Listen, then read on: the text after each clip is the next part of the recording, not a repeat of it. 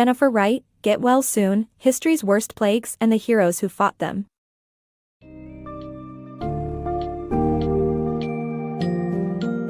Embark on a captivating journey through history as we uncover the most devastating plagues, and uncover the heroes who fought against them in Jennifer Wright's Get Well Soon, History's Worst Plagues and the Heroes Who Fought Them.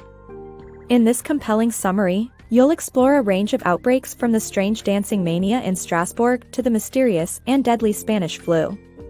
Discover the truths, misconceptions, and oftentimes peculiar preventative measures that individuals and societies took to battle these diseases. Through the lens of these past battles, be inspired by the resilience and compassion of heroes who rose to confront these overwhelming plagues and marvel at the scientific discoveries that brought relief to humanity.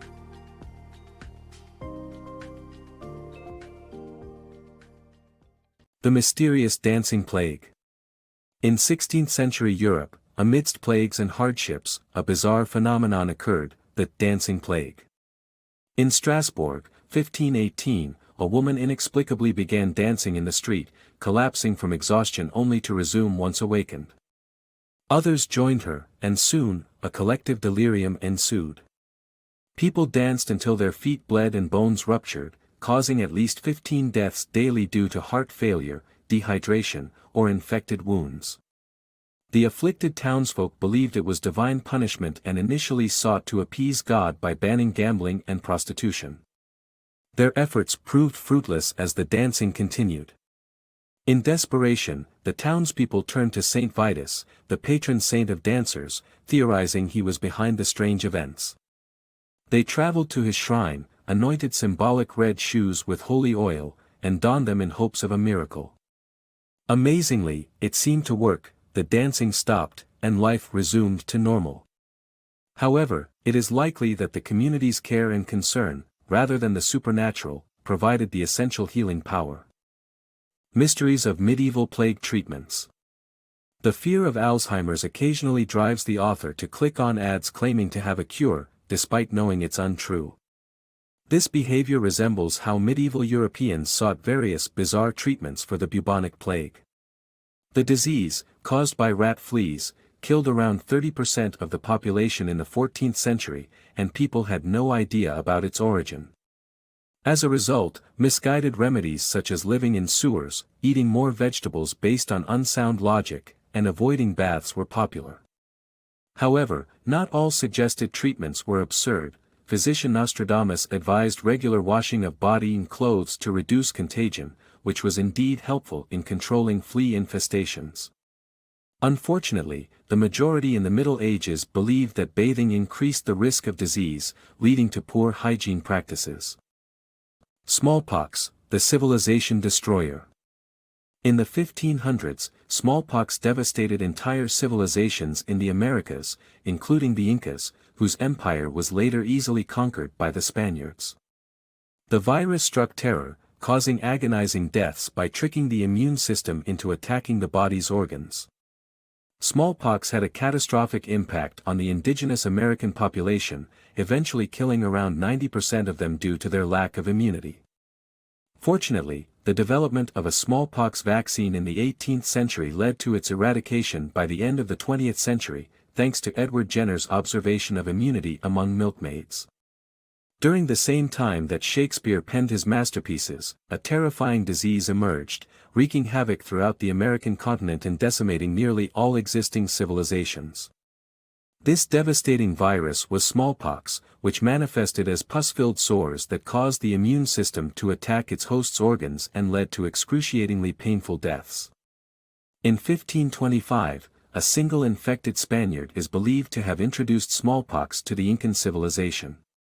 The consequences were catastrophic. Within a year, the 7,000-year-old society ruling over an area comparable to Italy and Spain combined crumbled.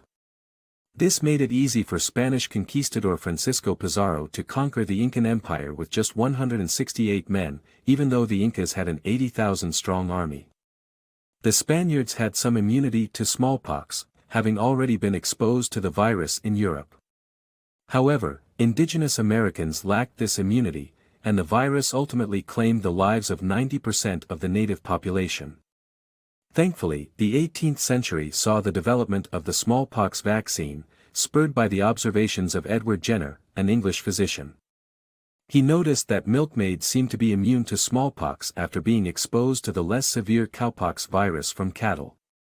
This realization led to the creation of the smallpox vaccine using the cowpox virus, marking a turning point in medical history. The vaccine's widespread success contributed to the eventual eradication of smallpox by the close of the 20th century, bringing an end to the era of this fearsome disease. Leprosy's impact and compassion. Losing your sense of touch might seem like a mild inconvenience, but for those suffering from leprosy, it can be disastrous and life-altering. Leprosy, a bacterial disease, causes nerve signals to be blocked from affected areas, leading to a loss of sensation. This numbness can result in unnoticed injuries, infections, and eventual appendage loss. Throughout history, leprosy sufferers have faced stigmatization and ostracization, such as the forced quarantine of lepers in Hawaii in 1856. Father Damien, a Belgian priest, bravely moved to the island of Molokai to provide care for the leper community. Despite the risk to his own health, Father Damien's compassion improved the lives of those affected by the disease. Although he eventually succumbed to leprosy himself, his kindness played a crucial role in reducing the stigma surrounding the illness. Stubbornness and London's cholera. In 19th-century London, thousands of lives were lost due to the medical establishment's stubborn adherence to the miasma theory, which claimed that cholera was caused by bad-smelling air. This misconception led authorities to dump sewage in the River Thames, worsening the problem. It wasn't until Dr. John Snow's investigations during a deadly outbreak in 1854 that the true cause, contaminated drinking water, was identified. Though authorities initially continued to dismiss Snow's findings, they eventually advised boiling drinking water during a subsequent outbreak in 1866, preventing further casualties and cementing Snow's status as a hero. During the 19th century, London faced deadly cholera outbreaks. The disease caused victims to suffer uncontrollable diarrhea until they died of dehydration. British physicians at the time insisted that cholera resulted from the city's foul air, known as the miasma theory. This misguided belief led authorities to believe that improving London's air quality would reduce cholera cases. London was known for its poor waste management, where cesspools gathered human and animal waste in basements or streets. To address the air quality issue, local government officials ordered citizens to dump their sewage into the River Thames, which happened to supply most of the city's drinking water. Tragically, cholera isn't caused by foul air but by ingesting water contaminated by the feces of other sufferers. In 1854, a cholera outbreak in Soho, London, resulted in the deaths of 10% of the neighborhood within a week. Appalled by the devastation, Dr. John Snow questioned the medical establishment's miasma theory. He interviewed the affected families and discovered that the infected individuals had drunk water from the Broad Street water pump, while the uninfected sourced their water from elsewhere. Despite Snow's evidence, the medical establishment clung to the miasma theory and even ridiculed Snow by claiming he lived in a sewer. However, during the next cholera outbreak in 1866, they finally began advising people to boil their drinking water. This marked the end of cholera outbreaks in London, and Dr. John Snow's persistence in challenging the miasma theory earned him the recognition he deserved as a hero. The mysterious Spanish flu. In the early 20th century, the Spanish flu wreaked havoc, killing around 50 million people, mostly aged between 25 and 29. Despite an American doctor raising the alarm about the rapidly spreading deadly flu in 1917, the medical establishment turned a blind eye due to strict laws forbidding dissemination of information that could damage public morale.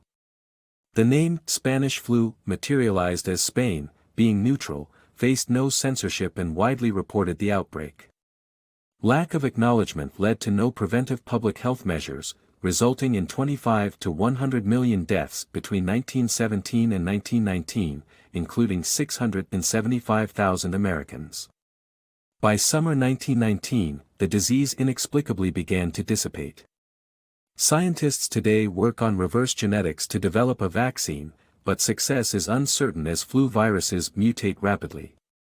The Spanish flu demonstrates that humans must remain vigilant against potential pandemics.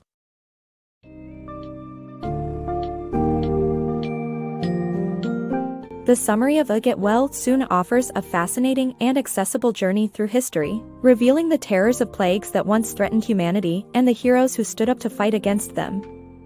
From the uniquely bizarre dancing plague of 1518 to the crippling consequences of leprosy, smallpox, and cholera, we witness both the bravery and the mistakes made by societies in their responses to these epidemics. Our stories span from compassionate caregivers like Father Damien to the relentless Jon Snow, who challenged established ideas in search of the truth. While these diseases may feel like relics of the past, the message is clear. It's crucial to remain vigilant and dedicated to scientific progress to safeguard against future outbreaks. It is by learning from history and celebrating its heroes that we can continue to confront and overcome the health challenges of today and tomorrow.